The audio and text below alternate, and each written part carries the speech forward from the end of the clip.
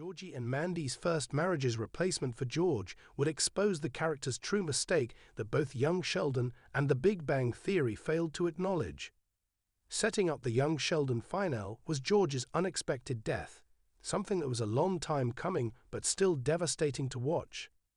The character's demise was succeeded by an emotional funeral, which highlighted how great of a father he was. This was young Sheldon's final attempt at rehabilitating George's image from his less-than-ideal description in The Big Bang Theory because of Mary and Sheldon's stories about their time in Medford, Texas. Throughout its run, young Sheldon changed the way George was seen. By spending more time with the character, it became clear that he was far from the no-good, lazy father that Sheldon said he was.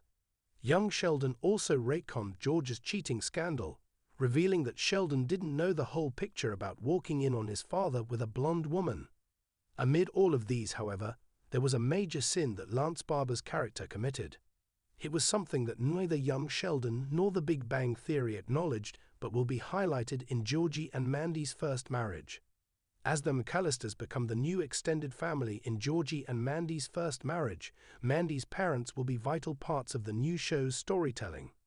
While Rachel Bay-Jones' Audrey McAllister is essentially Mary's replacement as the new matriarch, her husband, Jim McAllister, played by Will Sasso, will fill the void that George left. Montana Jordan himself even confirms this, revealing that his on-screen father-in-law, who was introduced in Young Sheldon Season 6, will provide Georgie with the fatherly love that he lost when George died of a heart attack before the prequel wrapped up. Before Young Sheldon ended, The Big Bang Theory prequel was actually able to establish a connection between George and Jim. From the moment they met, there was immediate camaraderie, considering some similarities between their wives. At the start of Young Sheldon Season 7, the pair was even able to bond with baby Keith as Missy sent them to do errands around the house while Mary was in Germany with Sheldon. Suffice it to say, had George continued to live, he and Jim would have been great friends, assuming that their respective wives could start to tolerate each other. While Audrey has been antagonistic of Georgie, Jim has always been supportive of Mandy's husband. After he lost his job at Meemaw's laundromat/illegal gambling den, it was the McAllister patriarch who offered his son-in-law a spot at their tire shop, something that would eventually prove to be very important to the successful future of Sheldon's brother. This makes it easy for Georgie to turn to his new father-in-law for whatever he needs. Despite how his relationship with Mandy started, Jim has welcomed Georgie and appreciates all the effort he has put into taking care of his family of three. Jim being a good father figure to Georgie is exactly how Georgie and Mandy's first marriage exposes George's biggest flaw. While the Cooper family patriarch wasn't lazy and didn't cheat, he was sorely lacking in terms of supporting his firstborn. George tried to establish a connection with Sheldon and did a great job with Missy, but he could have done a much better job in his relationship with Georgie. He never really believed that his eldest's dreams amounted to anything. Instead of encouraging him to lean into his entrepreneurial skills, however, George either mocked him or ignored them altogether. It wasn't until George's final full day in Young Sheldon that he finally showed some kind of support when Georgie claimed that he would be rich one day. Per The Big Bang Theory, that promise eventually comes to fruition. This particular misgiving for George has been widely overlooked by both Young Sheldon and The Big Bang Theory. The prequel did so because there was barely any focus on Georgie during its earlier years, and when he got his own storylines later on, they involve other characters aside from his father. Meanwhile, Georgie's limited appearance in The Big Bang Theory didn't give him enough time to explore his childhood. It's curious if he even harbors any grudge towards his father about it, considering how forgiving and gracious he is, as seen during Mandy's pregnancy in Young Sheldon. All of this will, however, hopefully be better explored in Georgie and Mandy's first marriage, as it establishes Georgie's relationship with Jim while also being a new father himself. The Young Sheldon universe may have wrapped up one chapter with Sheldon heading to Caltech and George's tragic death looming, but fans aren't ready to leave the Coopers behind just yet. With Georgie and Mandy's first marriage acting as a sequel and spin-off, many expected a light-hearted continuation of the couple's comedic chaos. What they didn't expect a seismic twist that throws everything we thought we knew about George Cooper Sr. into question. And it all begins with George's replacement, a seemingly harmless character whose arrival blows the lid off a dark family secret the Big Bang Theory never dared to explore. To fill the void left by George Sr., the show introduces a new high school football coach, Rick Cooper, Dale Ballard's estranged younger brother. Rough around the edges but disarmingly observant, Rick steps into George's old position reluctantly, bearing a history of his own with the Cooper family and a grudge that's been brewing for decades. At first, Rick's role is simple: coach the team, provide comic relief, and occasionally drop unsolicited advice on Georgie's parenting style. But it doesn't take long for viewers to notice something deeper. Rick seems a little too familiar with the Cooper family dynamics. He asks odd questions about Sheldon's upbringing.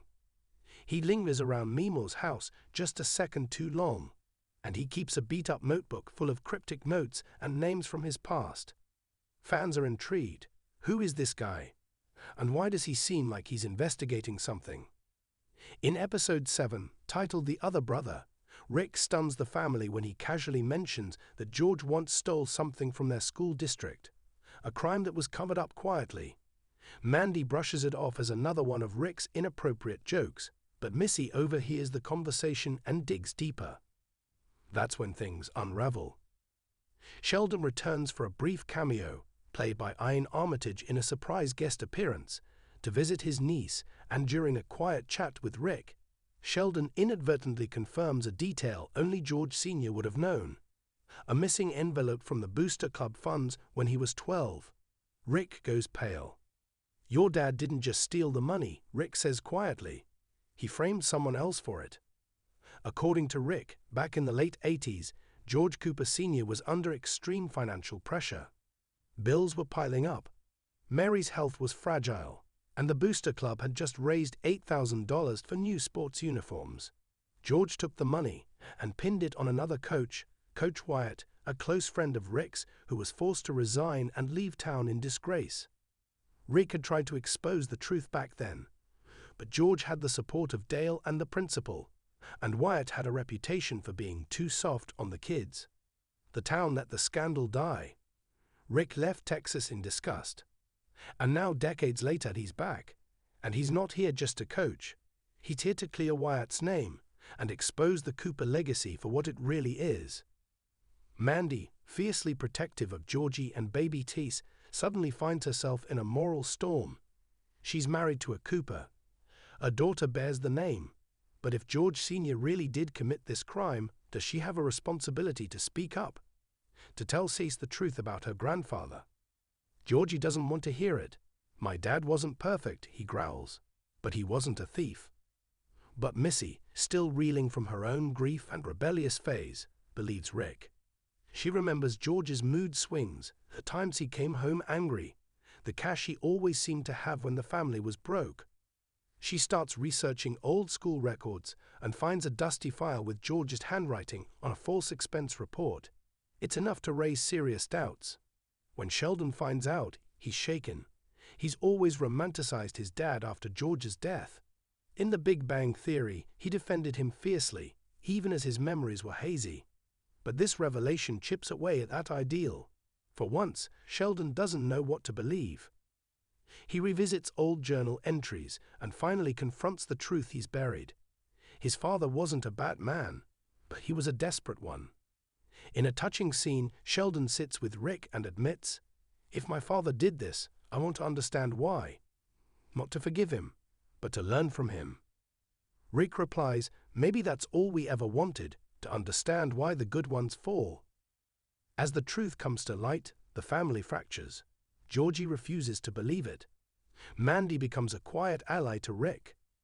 Missy starts a blog called The Truth About Coach Cooper, drawing attention and local media interest. Even Meemaw begins to crack, remembering the night George came home shaking, whispering about a mistake he couldn't take back. The town of Medford is suddenly split down the middle. Was George a hero who saved his family, or a coward who sacrificed someone else's future? The school board launches an investigation.